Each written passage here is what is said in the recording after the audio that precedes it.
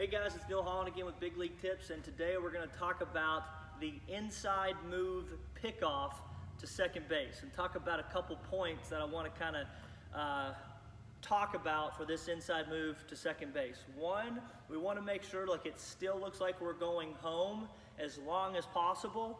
Two, which I think is the most important, making sure our hips stay closed as long as possible, and I'll explain that a little bit more later. And two, making sure that we also break our hands as soon as we take that leg down on the other side of the rubber, okay? So the first one, what I mean is making sure it looks like we're throwing that ball home, is whenever we get that preset pick off the inside move, a lot of times we'll just stare right at the runner like this the whole time, and then we just take the leg right over the rubber real quick. It looks very obvious to the guy on second base. He doesn't get that good of a lead. He actually doesn't get a good secondary at all, so it really ruins that inside move. Now two, the most important one to me is to make sure the hips stay closed as long as possible. It kind of goes along with one, saying that you want to make sure it looks like we're going home.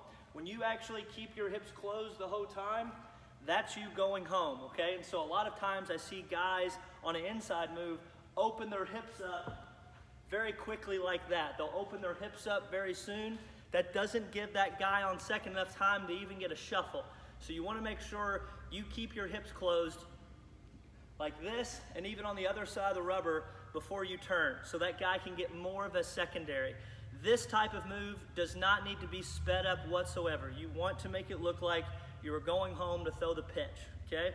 And then to sell that even a little bit more, you want to make sure that whenever you take your hip on the other side, or your leg on the other side of that rubber, you also break your hands so it looks to the runner like we're throwing that ball. We're hoping he gets a shuffle, maybe even two shuffles, so the shortstop or second baseman can beat him back to the bag to get a good free out. Or he would feel confident enough to even want to steal to go to third base, and we can get him out at third base too. So let me show you a quick demonstration, okay? I'm going to show you a bad one first, what I see a lot of my guys do. They'll come set like this, they'll stare at the runner, and just come over just like that, very quick. The runner doesn't give enough time. A good one would be coming set like this, giving a quick look at the guy on second to give him a lot of confidence to get a lead.